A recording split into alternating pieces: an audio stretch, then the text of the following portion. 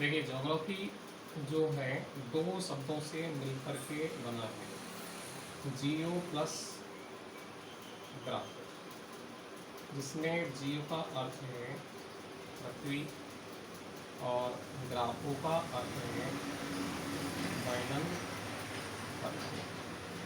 अर्थात ये कह सकते हैं कि संपूर्ण ज्योग्राफी का जो अर्थ है वो है पृथ्वी का वर्णन करना, पृथ्वी का वर्णन करना। यानी कि जो भूगोल है, भूगोल शब्द का जो उपयोग, भूगोल शब्द का जो अर्थ निकाला गया है उसका मतलब है पृथ्वी का वर्णन करना। यानी कि पृथ्वी के चारों ओर जो भी कुछ दिखाई देता है वो सब कुछ किसके अंतर्गत आ जाता है, भूगोल के अंतर्गत आ जाता है।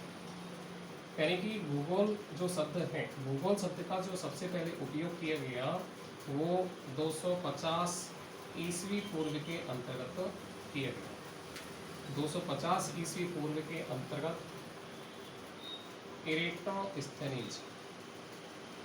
एरेटोस्थेनीज नामक व्यक्ति था जिसके माध्यम से भूगोल शब्द का उपयोग किया गया।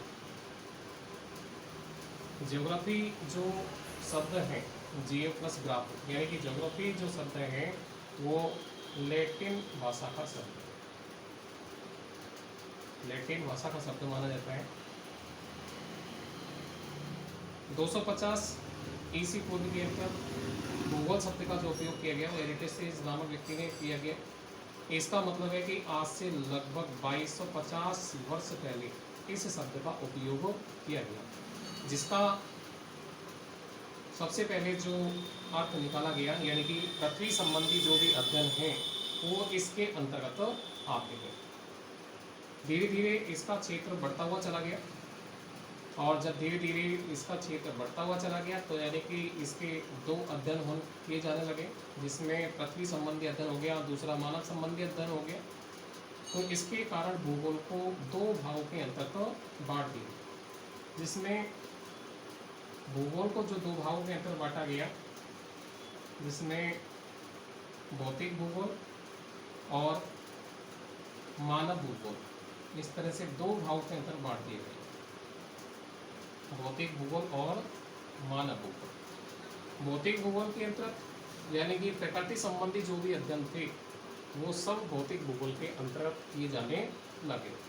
पृथ्वी संबंधी अध्ययन यानी कि नदी, नाले, पर्वत, पहाड़, मैदान, झील, तालाब, जो भी प्राकृतिक परिस्थितियां हैं उन सब का अध्ययन क्या कहलाता है, भौतिक भूगोल कहलाता है। और मानव संबंधी जो भी अध्ययन है, जैसे कृषि का करना है या आर्थिक गतिविधियां हैं या उद्योग है या व्यापार है या परिवहन है, जो भी सारी क्रियाएं हैं वो सभी क्रियाएं मानव भूगोल के अंतर्गत समाहित है। यानी कि मानव के द्वारा जो निर्मित सांस्कृतिक भूदृश्य हैं उनका अध्ययन मानव भूगोल के अंतर्गत किया जाने लगा।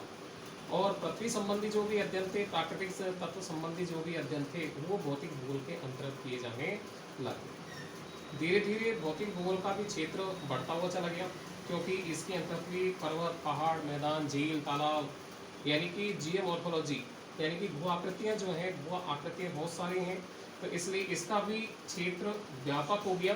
और व्यापक होने के कारण कि इसको भी कई शाखाओं के अंतर्गत बांट दिया गया, जिसमें जलवायु विज्ञान, जलवायु भूगोल है, समुद्र विज्ञान है और भू आकृति विज्ञान है।